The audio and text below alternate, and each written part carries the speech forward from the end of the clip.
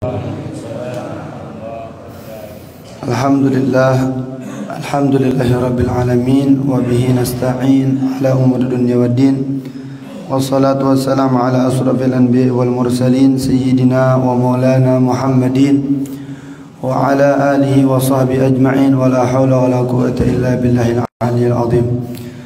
Allahumma salli ala sayyidina Muhammad miftah babi rahmatillah adada ma fi ilmillah salatan wa salaman bidawami mulkillah wa ala alihi wa sahbihi man wala wa la hawla wa la quwwata illa billah, amma ba'd.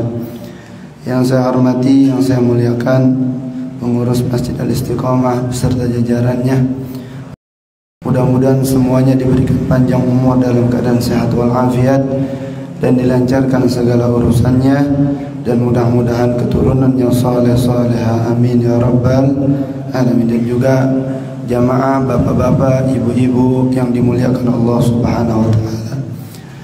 Alhamdulillah, pada pertemuan kali ini kita akan membahas tentang rahasia di balik salat.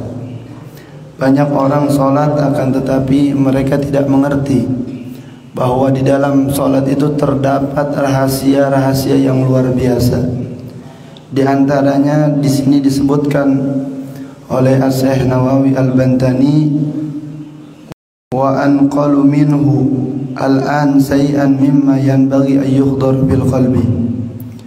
Dan sekarang saya, kata Syekh Nawawi Al-Bantani, akan menukil, beliau nukilnya dari kitab Ihya Ulumuddin karangan Al-Imam Ghazali, dari apa-apa sepatutnya dihadirkan dalam hati kita ketika melakukan setiap rukun dan syarat dalam perbuatan-perbuatan sholat. Di antaranya wahwa ketika kita sholat pasti kita diseru, dipanggil oleh Allah Subhanahu wa taala dengan azan. Wahwa fa idza sami'ta nida'al muadzin fa ahdir fi qalbika haulan nida', yaitu apabila kita mendengar seruan azan orang yang muadzin, yang azan di masjid, maka hadirkan di dalam hatimu akan kedahsyatan seruan pada hari kiamat.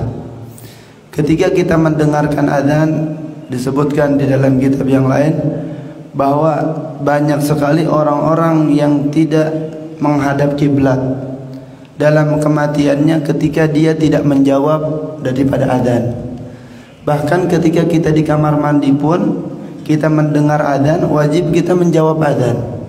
Sebab orang-orang yang tidak menjawab azan dikhawatirkan naudzubillah matinya dalam keadaan su'il khatimah, naudzubillah min dzalik. Bagaimana ketika kita di kamar mandi kemudian kita mendengar azan, maka kita mengqadha jawabannya. Setelah kita selesai dari kamar mandi, maka kita menjawab Allahu akbar, Allahu akbar, asyhadu an la ilaha illallah, asyhadu anna Muhammadar Rasulullah. Kemudian ketika kita mengatakan asyhadu anna Muhammadar Rasulullah, ada di situ satu doa yang mana orang yang mendawamkan doa ini insyaallah matanya dijaga oleh Allah Subhanahu wa taala, insyaallah matanya selalu sehat. Ketika mendengar adzan asyhadu anna Muhammadar Rasulullah, marhaban bi dzikrillah qurrata a'yunina ya Rasulullah, sambil mengambil ludah sedikit menempelkan di mata kita sehingga insyaallah mata kita terjaga dari segala penyakit, amin ya rabbal alamin. Itu sunnah yang dimana sunnah tersebut para ulama mereka menyampaikan seperti itu. Di antaranya ketika kita mendengar asyhadu anna Muhammadar Rasulullah, kita berdoa marhaban bi dzikri qurrata a'yunina ya Rasulullah. Kemudian hadirkan hati kita seakan-akan kita memanggil daripada kiamat. Ketika kita kiamat mendengar daripada kiamatul kubra, yang tadinya orang hamil 3 bulan anaknya keluar, saking dahsyatnya daripada kiamat. Begitupun ketika orang mendengarkan azan, dia mendengar azan, dia berseru, bersegera dirinya menghadirkan hatinya untuk mendatangi daripada panggilan Allah Subhanahu wa ta'ala. Banyak sekarang orang ketika azan dikumandangkan mereka saling ngobrol satu sama lain, bahkan mereka saling memperhatikan HP-nya. tidak pernah mengingat Allah, tidak pernah menjawab panggilan Allah Subhanahu wa ta'ala. Padahal ketika kita menjawab panggilan Allah Subhanahu wa ta'ala, maka yakin Allah Subhanahu wa ta'ala akan memberikan solusi kepada kehidupan kita. Di antaranya orang-orang yang mendawamkan daripada menjawab azan, maka mereka akan diberikan oleh Allah Subhanahu wa ta'ala kehidupan yang nyaman di dunia, dan insyaallah kita bakal masuk surganya Allah Subhanahu wa ta'ala berkah menjawab azan, yang mana azan adalah panggilan Allah Subhanahu wa ta'ala. Kemudian wa tazammar bi zahirika wa batinika, dan bersiap sedialah dengan lahirmu. Kemudian lil ijabati wal musyarakati, untuk menjawab panggilan Allah dan bersegera memenuhi panggilan Allah Subhanahu wa ta'ala. Ketika ada dikumandangkan hayya 'alas shalah, hayya 'alas shalah, mari kita salat. Terkadang orang hayya 'alas shalah, hayya 'alas shalah, akan tetapi mereka meninggalkan salat. Bahkan mereka enggan untuk mendatangi rumah-rumah Allah Subhanahu wa ta'ala. Ketahuilah para jamaah yang dimuliakan Allah Subhanahu wa ta'ala, azan adalah panggilan Allah. Maka setiap muslim yang mendengar azan, bagi laki-laki wajib dia bersegera menunaikan ibadah kepada Allah Subhanahu wa ta'ala. Bagi para laki-laki wajib dia salat berjamaah ibadah Allah. Salatnya di mana kaum laki-laki? Diwajibkan untuk mereka salat di masjid, di rumah Allah Subhanahu wa ta'ala. Fa innal musari'ina ila hajan nida humul ladzina yunaduna bil lutfi yaumal 'ardil akbar. Karena sesungguhnya orang-orang yang menyegerakan dirinya kepada seruan azan, mereka adalah orang-orang yang akan diseru dengan lembut pada pembantangan amal yang besar hari kiamat. Suatu saat orang-orang yang mereka berseru, mereka menyiapkan dirinya ketika mereka mendengar azan, mereka memenuhi panggilan Allah Subhanahu wa ta'ala, maka mereka akan dipanggil menuju tempat yang istimewa, yaitu surganya Allah Subhanahu wa ta'ala. Karena sering kita dengar yang akan menyelamatkan kita di antaranya salat ibadah Allah. Yang akan menyenangkan kita di dunia dan di akhirat adalah salat. Makanya Nabi sallallahu alaihi wasallam mengatakan awwalu ma yuhasabu bihi al-'abdu yaumal qiyamah as-shalah. Yang pertama dihisab, ditanya oleh munkar nakir adalah bagaimana salat kita. Ija salahat salahat jasadu sa'iru amali, wa idza fasadat fasadat sa'iru amali. Apabila salat kita benar, ibadah kita benar kepada Allah Subhanahu wa ta'ala, maka seluruh amalannya akan diterima oleh Allah Subhanahu wa ta'ala. Wa idza fasadat, dan apabila rusak salat kita, rusak fasadat sairu amali, maka rusaklah seluruh amalan kita. Mudah-mudahan kita bisa menjaga salat, yang mana salat adalah kewajiban kita setiap muslim, sehingga insyaallah dengan salat hidup kita akan tentram, hidup kita akan senang, dan rezeki yang diberikan kepada kita insyaallah rezeki yang halal, rezeki yang berkah. Amin ya rabbal alamin. Fa'arid qalbaka ala hadzal nida, maka palingkanlah hatimu kepada seruan azan. Ketika kita dikumandangkan azan di Masjid Al-Istiqamah, ketika kita dalam keadaan memegang HP atau dalam keadaan lalai, dalam keadaan apapun, ketika kita mendengar azan, maka bersegeralah kita menjawab azan dan mendatangi daripada rumah-rumah Allah Subhanahu wa ta'ala. Coba kita lihat orang-orang yang mereka berada di kota-kota Mekah, mereka di sekelilingnya, mereka ketika mendengar azan, mereka langsung berseru, mereka langsung mendatangi rumah-rumah Allah Subhanahu wa ta'ala. Makanya banyak sekali mereka kehidupannya tidak ada yang sengsara ibadah Allah, tidak ada kehidupannya yang susah, sebab mereka terus setiap harinya memperhatikan daripada panggilan-panggilan Allah Subhanahu wa ta'ala. Bahkan di sekitar Mekah, di sekitar Madinah, 15 menit lagi sebelum azan dikumandangkan, itu warung-warung sudah tutup semuanya. Bahkan di kota Madinah 20 menit lagi sebelum azan mereka sudah menutup warung-warungnya ibadah Allah.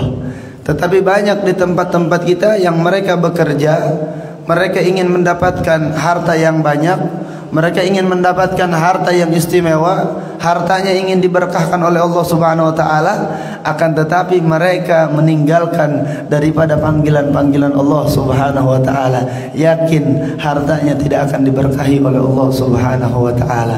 Harta yang berkah adalah harta yang ketika dia mencari nafkah, mencari pekerjaan, ketika dia bekerja di suatu pekerjaan, usaha di suatu perusahaan, atau menjaga daripada toko-toko mereka, mereka akan mendapatkan rezeki yang berkah. Mereka memperhatikan yaitu ibadah kepada Allah Subhanahu wa taala, yaitu salat 5 waktu. Terus kemudian fa innal musari'ina ala hajan nida humul ladina yunaduna bil lutfi yaumal ard al akbar fa'arid qalbaka ala hajan nida fa in wajadtahu mamlu'an bil istibsyari mazhunan. Karena jika kamu menemuinya penuh dengan rasa gembira dan bermuatan dengan rasa suka kepada menjegarakan diri, berragbati ilal ittibari, maka ketahuilah bahwasannya seruan azan akan mendatangimu dengan gembira di yaumil qiyamah nanti. Amin ya rabbal alamin. Suatu saat kita akan digembirakan. Makanya di dalam azan itu hayya 'alas shalah, hayya 'alal falah. Mari kita apa? Bergembira. Karena orang-orang yang sholat itu adalah orang-orang yang bergembira. Orang yang menunaikan kewajiban Allah adalah orang-orang yang mendapat kesenangan dari Allah Subhanahu wa taala. Akan tetapi kita jangan merasa kita ibadah rajin, sholat 5 waktu berjamaah, jangan merasa kita paling taat di hidup di dunia ini. Jangan merasa dengan ketaatan kita sehingga kita yakin masuk ke dalam surganya Allah Subhanahu wa ta'ala. Harus merendahkan hati kita sehingga insyaallah dengan sholat yang kita kerjakan, Allah Subhanahu wa ta'ala akan menjadikan kehidupan kita lebih bagus. Ibadah Allah, susah kita dalam usaha kita, banyak masalah dalam kehidupan kita, banyak problem dalam rumah tangga kita. Kuncinya mari benahi solat kita, mari penuhi panggilan-panggilan Allah Subhanahu wa ta'ala. Karena yakin orang-orang yang mereka solat, mereka akan diberikan kesenangan. Rabbana atina fid dunya hasanah wa fil akhirati hasanah wa qina adzabannar. Orang-orang yang salat mendapatkan doa tersebut. Ibadah Allah. Makanya ajak anak-anak kita, ajak ya, saudara-saudara kita, qu anfusakum wa ahlikum nar.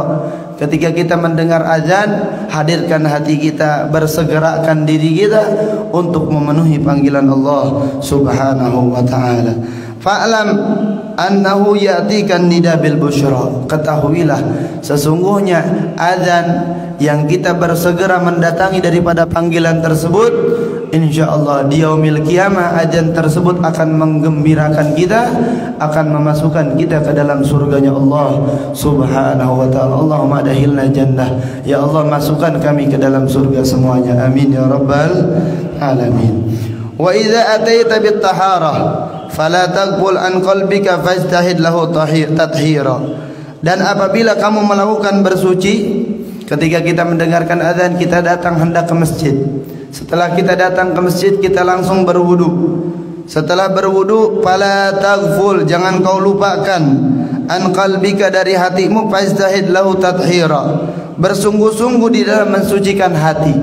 Bahwa ketika kita berjalan ke masjid, kita mengingat daripada dosa-dosa kita, kita mengingat daripada perbuatan kesalahan kita, sehingga kita berjalan ke masjid, setiap langkahan-langkahan kita diampuni dosa kita oleh Allah Subhanahu wa ta'ala. Tatkala kita mengambil wudu, hadirkan hati kita, betul-betul kita bertobat kepada Allah Subhanahu wa ta'ala.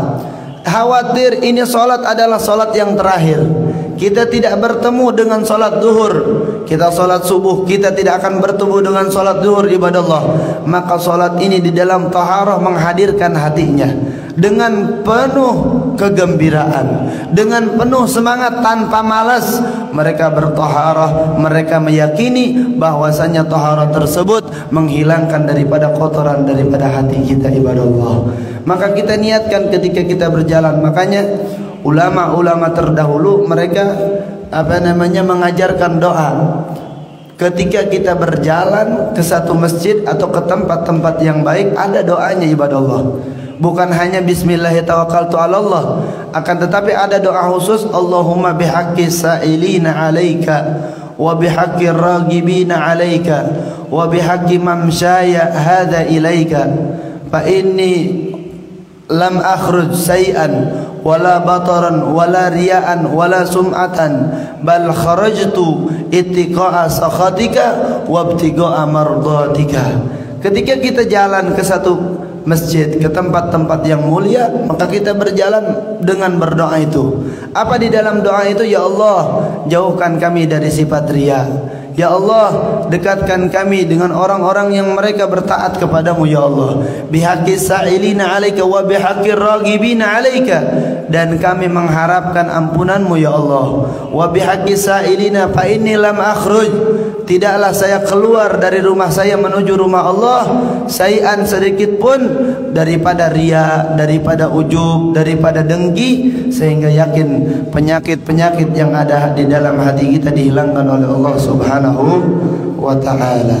Terus kemudian bitaubah wan nadam ala ma farratta, bertaubat dan juga menyesal.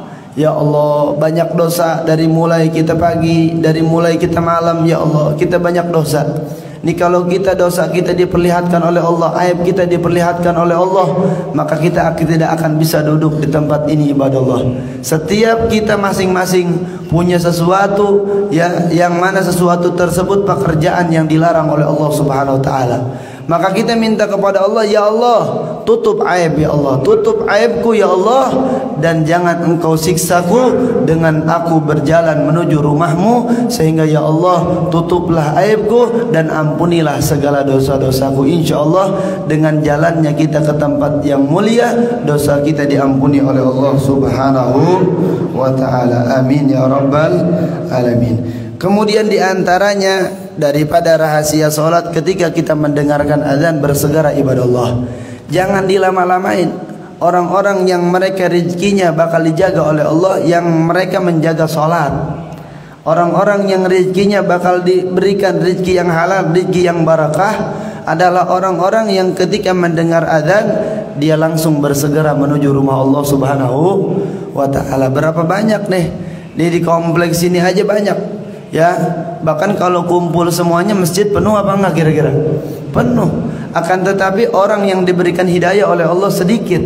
Makanya kita ini orang termasuk orang-orang pilihan yang diberikan oleh Allah Subhanahu wa taala hidayah dan taufik, sehingga kita wajib bersyukur kepada Allah Subhanahu wa taala. Kalau bukan karena Allah, Allah yang menggerakkan kita.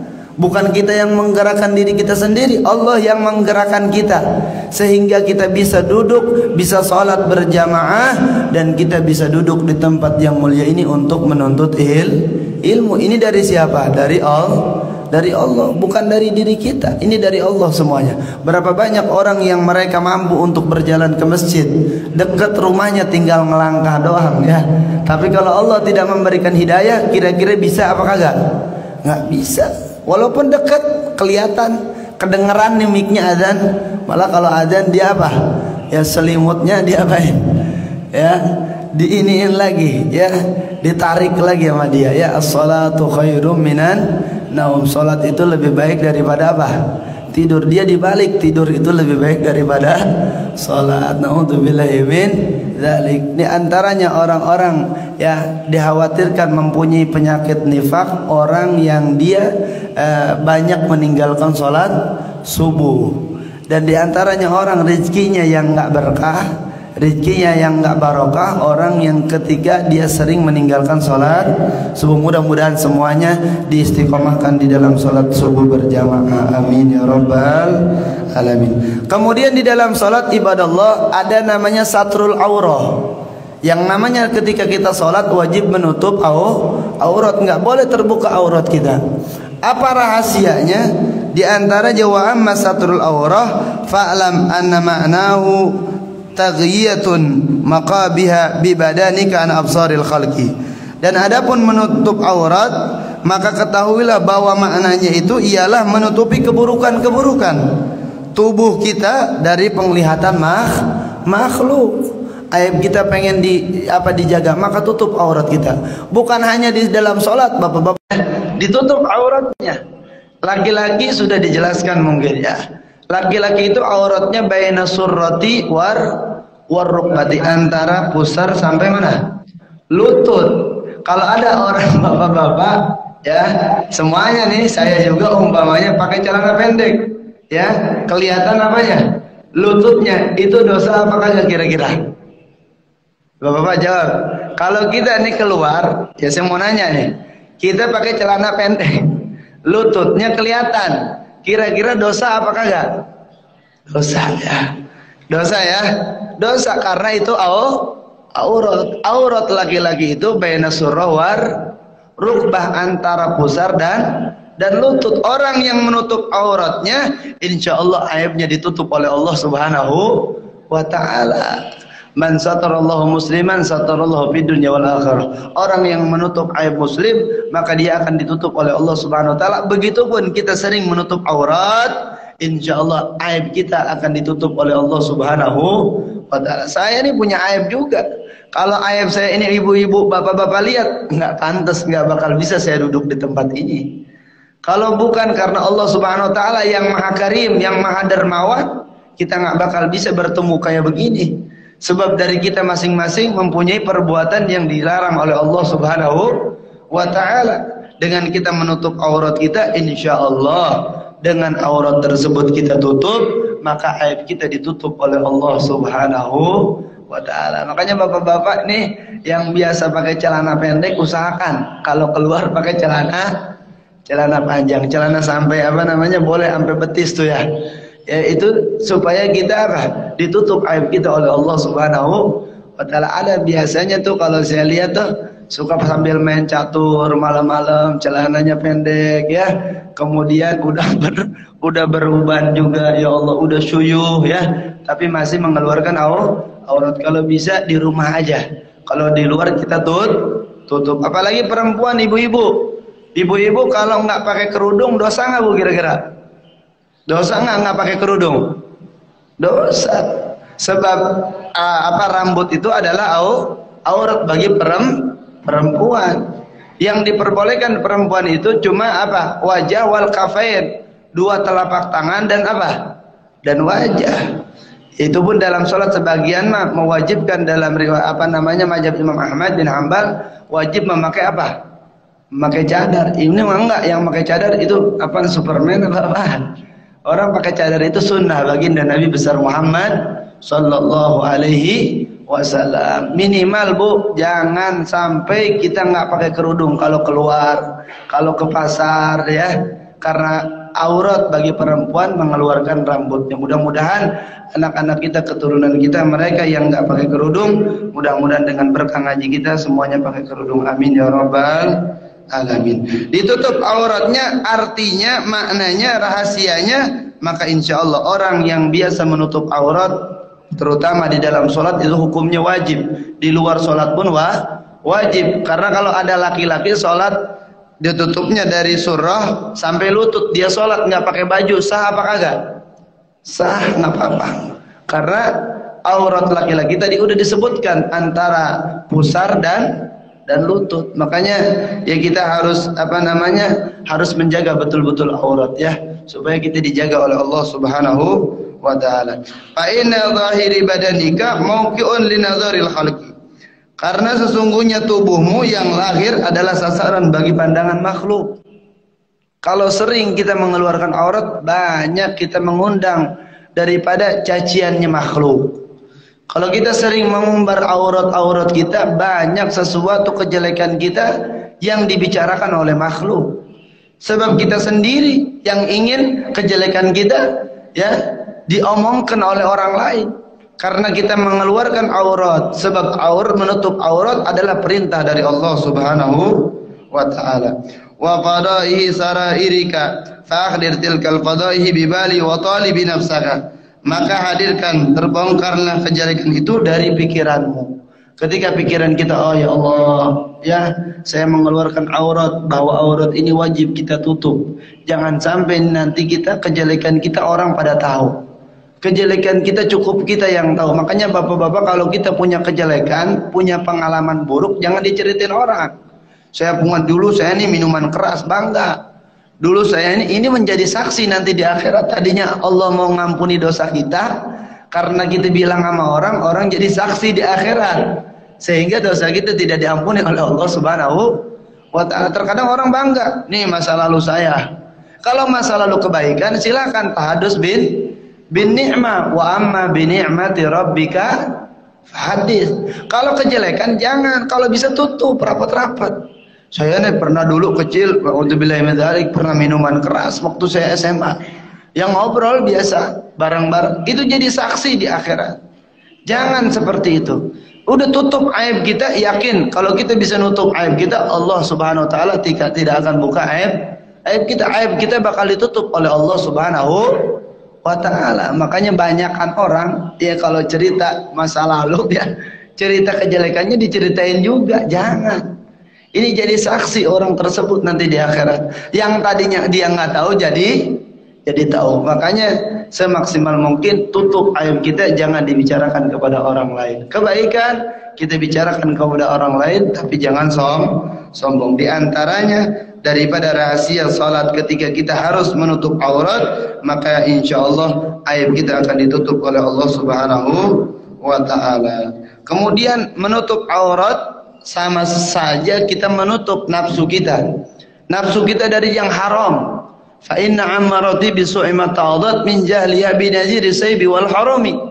Dari pada orang yang sering dia ibadah kepada Allah, dia menutup aurat, yakin ketika ibadah kepada Allah. Kemudian di luar pun dia menutup aurat, maka yakin nafsunya akan dijaga oleh Allah Subhanahu wa taala dari nafsu yang haram. Banyak nafsu kita yang haram. Banyak sekarang terjadi. Ustadz-ustadz KW ya, banyak ustadz-ustadz yang nggak belajar, sanadnya nggak nyambung, gurunya nggak tahu di mana. Mereka banyak, ada yang kawin kontrak, muridnya di apa? Diperkosa banyak. Mereka yang guru-guru yang tidak tahu sanadnya kepada siapa ibadah Allah. Mereka yang mana mereka tersebut mungkin mereka tidak menutup daripada kemaksiatan atau aurat-aurat yang diwajibkan oleh Allah Subhanahu wa ta'ala.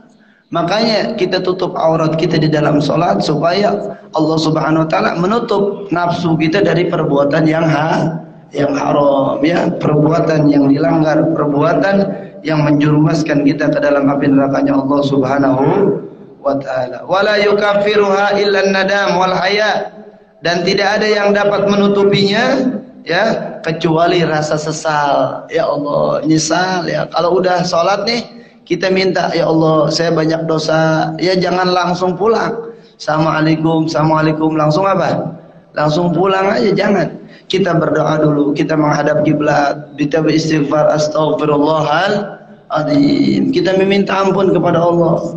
La ilaha illallah wa la syarikalah, Allahumma ajirna minan nar, atau Allahumma ajirni minan nar. Baca tuh 7 kali. Allahumma antas salamu minkas salamu ilaika ya udus salam hayna rabbana bisalam. Baca tuh, jangan sampai ya kita langsung aja kita pulang, kita banyak dosa. Kita kalau bisa lamain di masjid. Makanya saya kalau lihat hari Jumat ada yang baca Quran, habis Jumat kagak pulang-pulang ya, luar biasa ya. Jangan sampai kagak pulang-pulang diusir sama bininya di rumah ya. Jadi di masjid terus. Enggak, insya Allah ya. Emang benar istiqomah untuk bacaan Al-Quran ya. Apalagi orang nih, kalau sekarang nih kita nih kayak sekarang nih biasa rutin setiap kajian hari Sabtu, hari Minggu, kita waktu syuruk pulangnya ya, ini kita mendapatkan pahala yang luar biasa, pahala haji dan umroh. Orang haji nih, umroh, kita juga dapat pahala haji dan umroh setiap minggu dua kali, karena kita duduk dari mulai subuh berjamaah sampai waktu syuruk ya. Terus kemudian ya dengan nadam, dengan penyesalan, dengan rasa sesal, kemudian rasa malu. Ya Allah, malu ya, ibadah kita belum benar, ibadah kita belum perhatian. Terkadang sholat kita di akhir waktu ya, terkadang sebentar lagi ya sholat zuhurnya mau masuk ke asar, bahkan pernah kita meninggalkan sholat. Nadam, kita menyesal. Ya Allah ya, Allahumma gfirli ya wali walidayya warhamhuma kama rabbayani shaghira. Walaupun memang doa itu yang paling bagus ketika kita sujud. Doa yang paling ya dianjurkan oleh Nabi yaitu doa ketika kita sujud kepada Allah. Salat tahajud tuh sujudnya lamain, banyakin tuh doa. Doanya pakai bahasa Arab. Kalau pakai bahasa Indonesia nggak bisa. Kalau dikeluarin, kalau dalam hati boleh. Ya kalau misalkan kita sujud, ya Allah ampuni dosa-dosa saya, ampuni dosa orang tua saya, nggak boleh. Kalau di dalam hati boleh. Yang keluar yang lafaz mah harus bahasa Arab karena sholat itu memakai bahasa Arab. Wa amal istiqbalul kiblah, dan kemudian dalam sholat itu kita harus menghadap kiblat.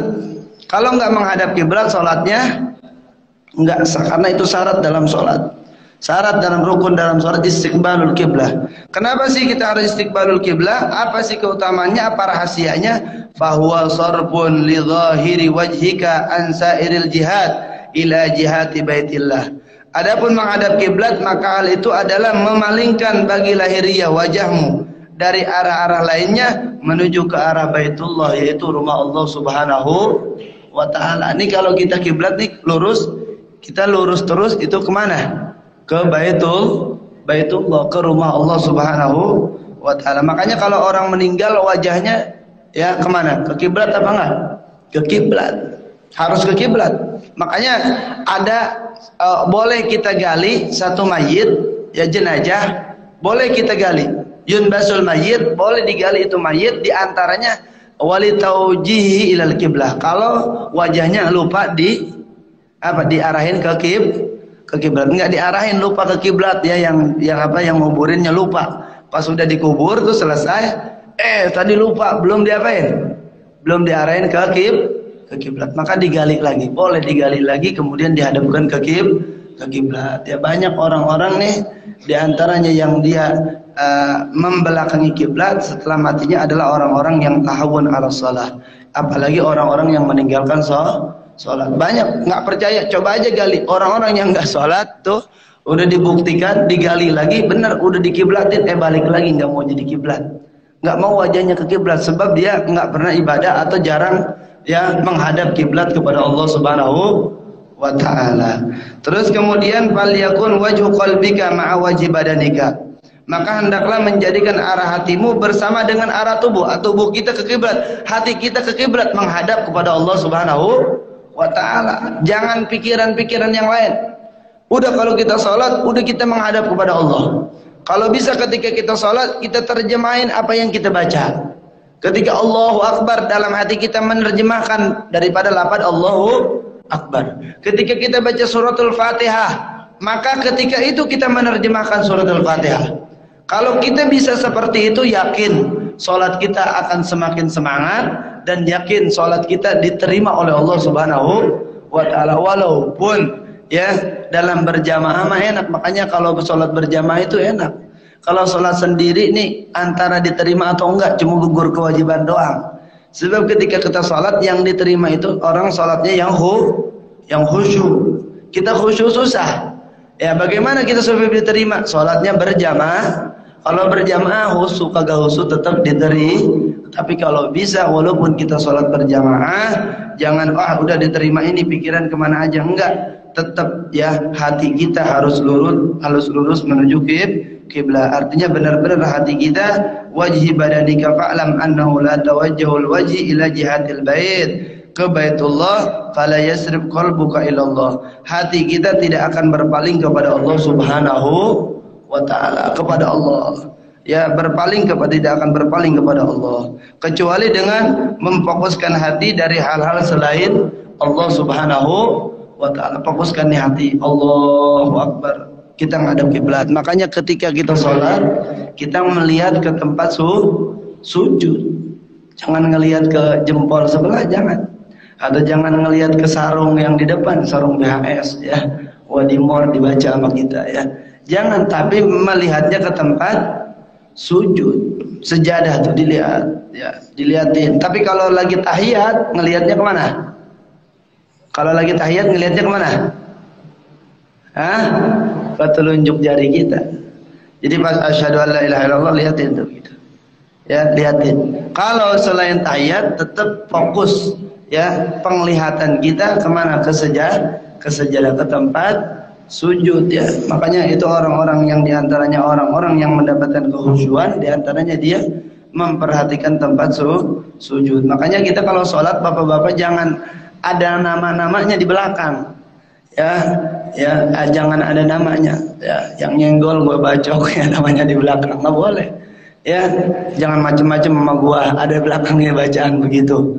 Ya, makanya sunnah bacaannya ya ditutup. Ketika kita sholat pakai pakaian kayak begini nih, nggak ada bacaan. Itu sunnah Nabi besar Muhammad SAW. Bukan putih doang sunnah itu, walaupun hitam tapi polos, yang nggak ada tulis. Kalau ada tulisan makruh ya. Kalau ada tulisan makruh bisa apa?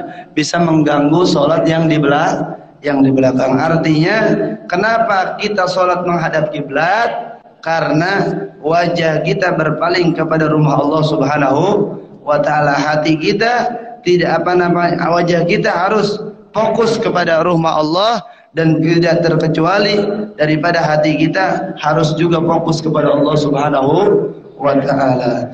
Amal i'tidal, kemudian ada juga i'tidal. I'tidal itu qaiman. Kenapa i'tidal harus berdiri? Sebab rahasianya bahwa musawwilun bisyahsi wal qalbi.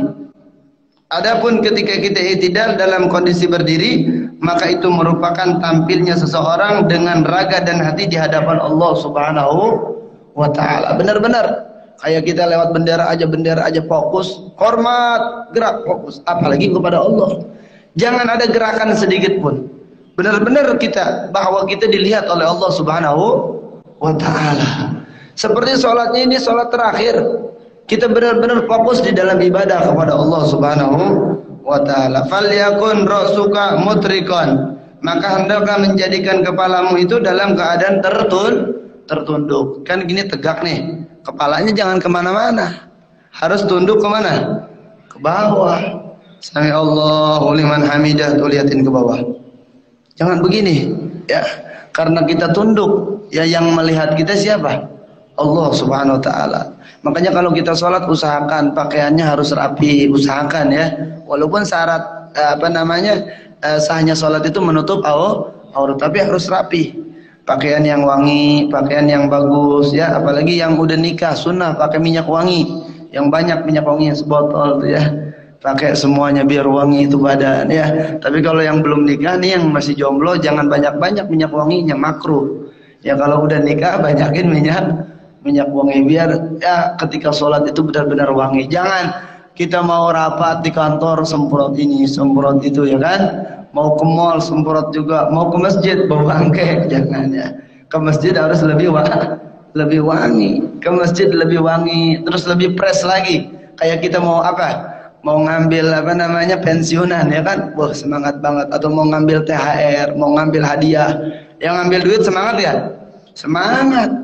Misalkan di Masjid Al-Istiqomah diumumin ya, yang Ustadz Imam diumumin, Assalamualaikum warahmatullahi wabarakatuh, yang datang jam 4 hari ini dapat 500.000. Kira-kira penuh nggak masjid?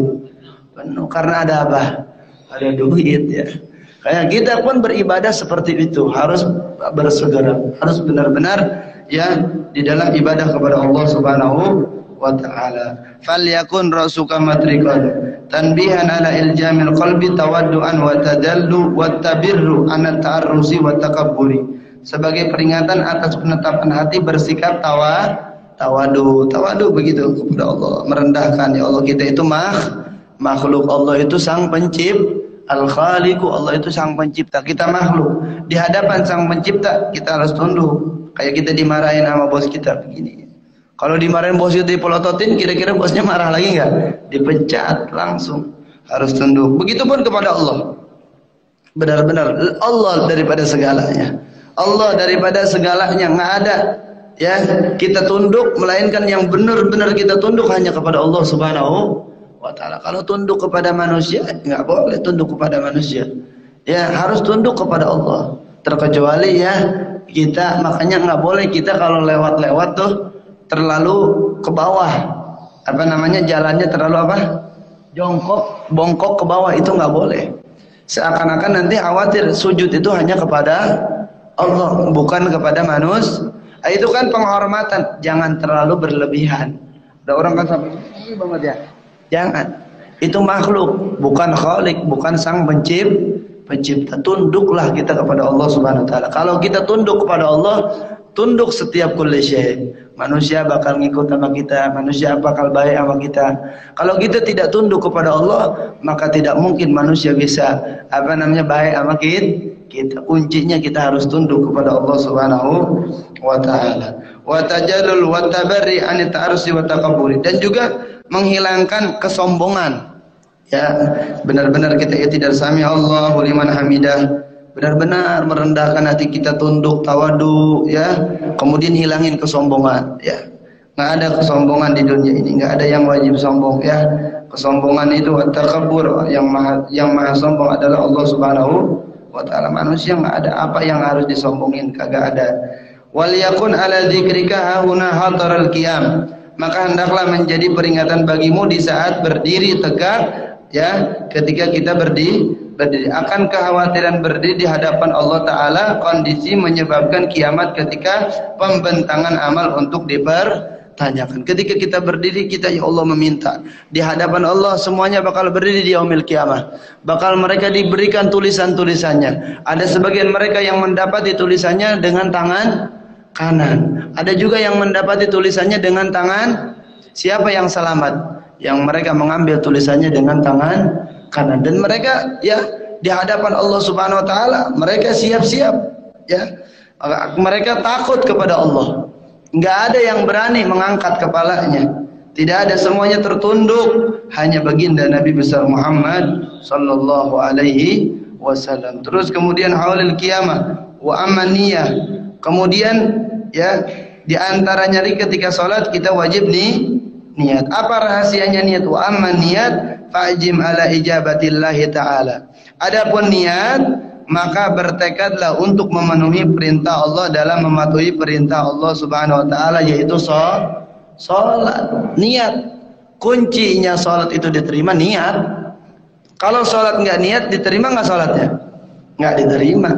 Jangankan niat, kemarin tuh kita udah jelasin. Haji aja kalau enggak niat, lupa niat, hajinya sah apa enggak? Enggak sah, sebab dia ninggalin rukun. Orang sholat enggak niat, sholat dia enggak niat, tapi enggak diterima sholatnya oleh Allah Subhanahu wa taala. Artinya sholatnya enggak sah. Terus kemudian bis salat wa itmamiha wal kafi an mufsiditiha, dan juga dia mengekang diri dari hal-hal yang merusak sholat. Ketika dia usolli, saya niat sholat subuh 2 rakaat menghadap kiblat makmum karena Allah Ta'ala, Allahu Akbar, ya kan? Nah ketika itu Allahu Akbar, kita udah niat, kita ini lagi sholat, maka pikiran kita fokus. Nggak ada pikiran kita selain sholat. Nggak ada pikiran kita ke rumah, nggak ada pikiran kita ke istri, nggak ada pikiran kita ke pasar. Fokus pikiran kita kepada Allah Subhanahu wa ta'ala. Itu daripada rahasia nih. Wa ikhlasi jami'i dzalika liwajhillah, dan juga bersikap ikhlas, ya, bersikap ikhlas dalam melakukan seluruh hal itu karena Allah Subhanahu wa ta'ala. Niat itu biar kita ikhlas. Allahu Akbar, saya niat apa? Salat subuh, ya, 2 rakaat makmum karena Allah Ta'ala. Biar kita ikhlas. Jangan karena niat yang lain, salat karena pengen dilihat, enggak. Salat karena pengen masuk surga, jangan. Yang paling tinggi derajatnya orang itu salat karena Allah Subhanahu wa ta'ala. Makanya usolli fardu subhi raka'ataini mustaqbilal kiblati adaan ma'muman lillahi ta'ala, karena Allah. Sedekah karena siapa? Karena Allah. Haji karena siapa? Karena Allah. Semuanya amalan karena Allah itu harus kita niat. Makanya lazimkan dalam kita niat. Innamal a'malu binniyat wa innamal likulli imri'in ma nawa. Wa raja'an li thawabihi, dan juga mengharapkan daripada pahalanya Allah Subhanahu wa ta'ala. Biar kita dapat pahala, biar kita dapat pahala dari Allah. Dan juga bersikap takut terhadap siksanya Allah. Kita sholat boleh, ya. Kenapa kita sholat niat? Karena kita takut kepada siksaannya Allah. Khawatir kalau kita ninggalin sholat, kita termasuk penghuni neraka. Makanya sholat jangan sampai kita tinggalkan. Walaupun keadaan kita sakit, keadaan kita apapun, tetap yang namanya sholat wajib. Min iqabihi wa talaban lil qurbi minhu, dan juga mencari kedekatan kita kepada Allah Subhanahu wa ta'ala dengan niat sholat taqarrub ila Allah. ya mendekatkan diri kepada Allah Subhanahu wa taala. Makanya yang Allah pandang, sering saya jelaskan, yang Allah pandang di dalam kita itu bukan wajah kita, bukan penampilan kita. Yang sering Allah pandang adalah hati kita. Bagaimana hati kita kepada Allah Subhanahu wa taala.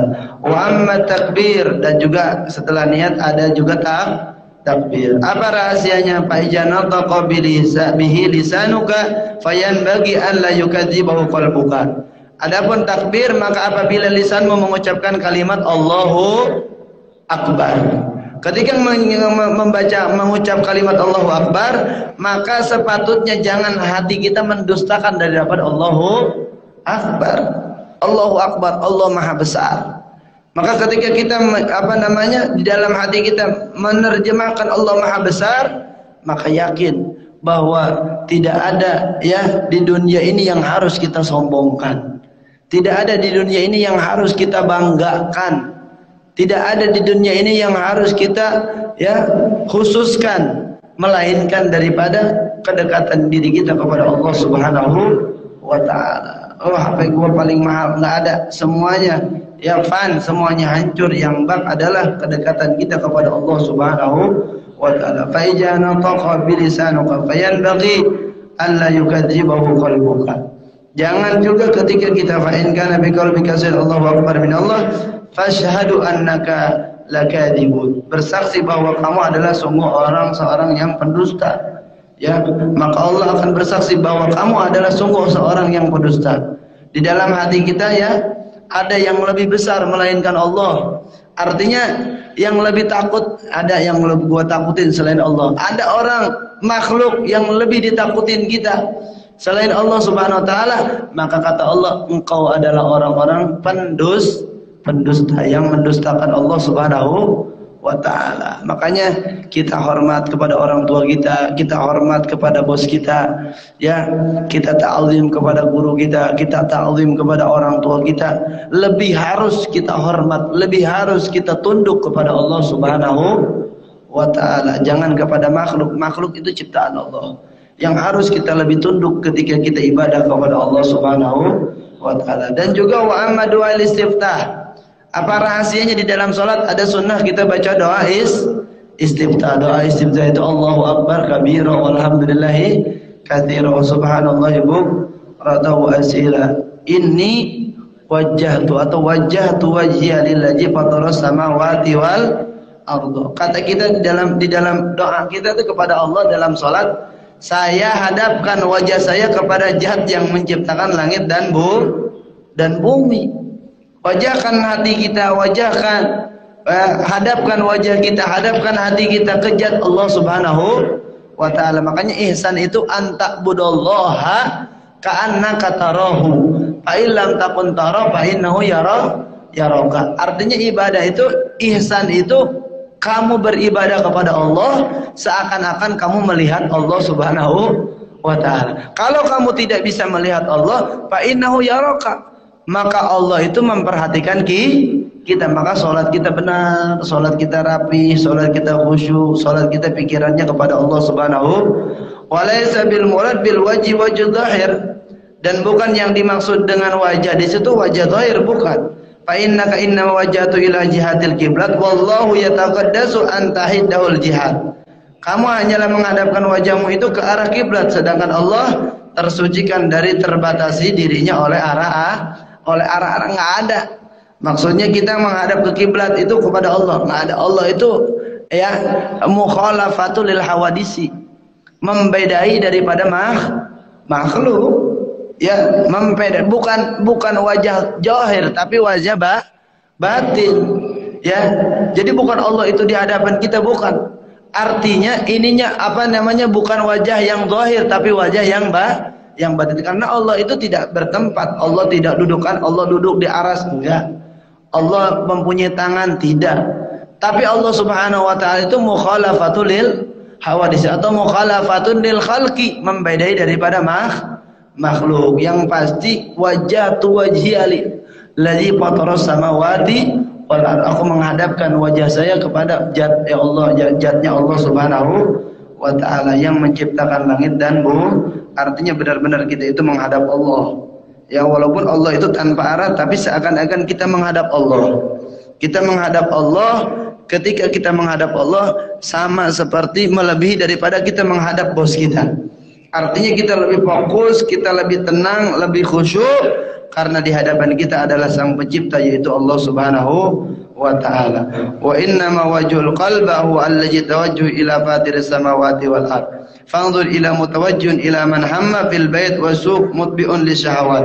Maka perhatikanlah kepada hati kita, apakah dia menghadap dirinya kepada orang yang ia pentingi di rumah dan di pasar, atau dia mengikuti syahwat, atau dia menghadap kepada zat Allah Subhanahu wa ta'ala, zat pencipta langit dan bumi. Yang tahu hati kita. Ketika kita sholat, kita ngadep mana?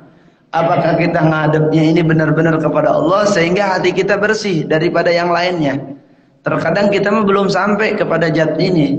Kita terkadang istiqbalul kiblat, menghadap kiblat, tapi kita terkadang dalam sholat ini belum bisa fokus di dalam sholat. Terkadang pikirannya kemana aja. Ya, lagi sholat Allahu Akbar, pikirannya, waduh, hari ini masak apa ya ibu-ibu, ya kan? Kemudian Allahu Akbar, di suami saya, pikirin dia belum disiapin kopi, ya belum disiapin rokok, biasa ngerokok, ya, belum disiapin makanan. Ya, begitupun suami, ya Allah, nih gua telat nggak nih berangkat kerja? Kalau memang kerja, ya, ada pikiran yang lain, ya, pikiran masalah-masalah yang lain. Berarti kita belum betul-betul menghadap Allah Subhanahu wa ta'ala. Usahakan sedikit demi sedikit kita, kalau kita sholat itu, ya kita harus hadirkan hati kita, harus khusyuk benar-benar, ya. Allahu Akbar, saya niat sholat, ya, menghadap kiblat, ya, fardulillahi ta'ala, benar-benar karena Allah, ya. Kita berenungi bacaan kita tadaburi bacaan kita, sehingga insya Allah orang yang seperti itu ketika dia sholat, maka yakin, ya, dia bakal terus bertambah ketakwaannya kepada Allah Subhanahu wa ta'ala. Terus kemudian wa idza qulta hanifan muslima, dan apabila kita mengucapkan hanifan muslimah secara lurus sebagai orang muslim, ya, kita kan udah bilang hanifan muslimah, secara lurus kita sebagai orang muslim, ya. Tapi terkadang cuma sholat zuhur doang, asarnya nggak sholat, berarti kita mendustakan Allah Subhanahu wa ta'ala. Fayan bagi ayyaktura bibalika annal muslima huwa allazi salimal muslimuna min lisanihi wa yadihi. Maka sepatutnya melintaskan di pikiranmu bahwa seorang muslim sejati adalah orang yang selamat orang-orang muslim lainnya dari lidahnya dan tangannya, ya. Sebaik-baiknya orang muslim yang dia menjaga setiap muslim yang lainnya daripada lisannya dan juga tangannya dijaga. Jangan sampai lisan kita nyakitin sama orang. Kalau kita ngomong nih, kita nyakitin, kita tanya diri kita, ini nyakitin apa enggak? Kok nyakitin? Jangan kita ngomong. Kalau ini kita enggak nyakitin, justru ini menggembirain dia, ya, bikin dia girang, bikin dia bahagia, ya silakan ngomong. Ya, memberikan kebahagiaan kepada orang adalah suatu amalan yang amalan tersebut amalan yang baik di sisi Allah Subhanahu wa ta'ala. Terus kemudian fa illam takun kadzalika kunta kadziban. Kalau kita mengatakan, ya, muslim, selamat dari lisan kita, dari tangan kita, wa idza qulta wa ma ana minal musyrikin, dan juga hanifan muslimah wa ma ana minal, dan apabila mengucapkan wa ma ana minal musyrikin, dan saya bukanlah termasuk orang-orang musyrik, maka lintaskan di pikiranmu akan syirik yang samar, dan jadikanlah kewaspadaan terhadap syirik yang mana syirik tersebut adalah perbuatan yang tidak diampuni oleh Allah Subhanahu wa ta'ala. Di antaranya syirik kecil itu, bapak-bapak, ibu-ibu, sholat pengen dilihat orang, namanya syirkul asghar.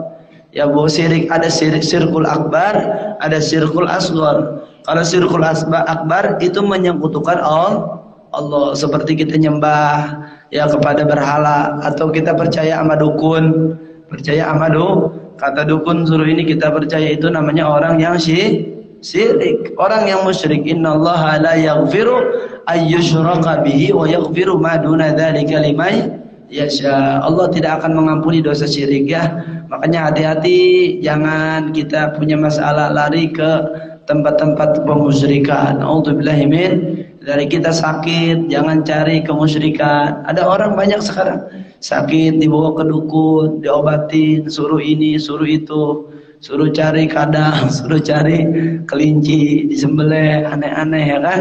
Ada nggak? Ada. Itu khawatir musyrik. Ya kita hanya minta kepada siapa? Kepada Allah. Ya, terkadang ada suruh ngambil ya merpati yang putih, sembelih, nanti itunya diiniin ya. Ya suruh cari apalagi kelinci, ya nanti penyakitnya dikasih ke kelinci. Emang yang ngasih penyakit siapa?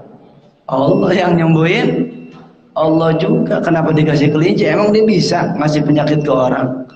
Ya berarti takutnya musyrik. Pengobatan yang memang betul-betul syariat Islam, yang memang mereka berdoa kepada Allah Subhanahu wa ta'ala. Emang ada sebagian orang kayak kita didatang ke satu kiai lagi sakit gigi, ya datang tuh ke kiai, kiai minta doanya, di kiai doain dah, doain airnya, di airnya biar berkah, didoain, kita minum, yakin kepada Allah yang menyembuhkan. Allah dia minum, akhirnya sakit giginya sembuh. Berarti itu yang menyembuhkan siapa?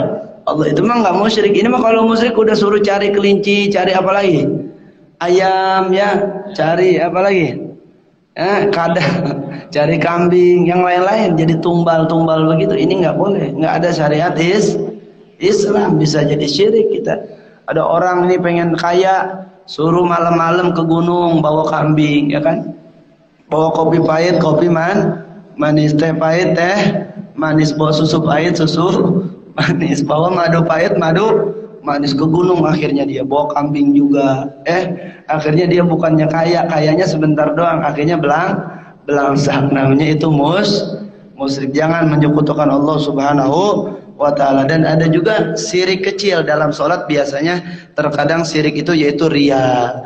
Ria itu artinya kita ketika kita sholat bukan li ajlillah, karena li ajlin nas, karena arah-arah manusia. Mudah-mudahan semuanya dijauhkan daripada sifat-sifat syirik. Amin ya rabbal alamin. Dan kita dijadikan orang yang sejati, yang memang terus menghamba diri kita kepada Allah Subhanahu wa ta'ala, dan menjadikan daripada rahasia di balik sholat tersebut, menjadikan semangat di dalam ibadah kita kepada Allah Subhanahu wa ta'ala. Tidak ada ibadah yang paling sempurna. Ibadah yang selalu diperhatikan, ibadah yang sering ditanya di yaumil qiyamah adalah ibadah yaitu sholat 5 waktu. Mudah-mudahan bisa kita menjaga sholat 5 waktu dan kita wafat dalam keadaan sholat, mudah-mudahan dalam keadaan membaca Al-Quran, dan mudah-mudahan semua dosa-dosa kita dengan sholat ini diampuni oleh Allah Subhanahu wa ta'ala, derajat kita diangkat oleh Allah Subhanahu wa ta'ala, kita dijadikan orang-orang yang diberikan kebahagiaan di dunia dan di akhirat, dan diberkahkan segala kehidupan kita. Amin ya rabbal alamin. Wallahu a'lam bishawab. Alhamdulillah, saya kembali lagi pada Ustaz kita yang telah menyampaikan pelajaran.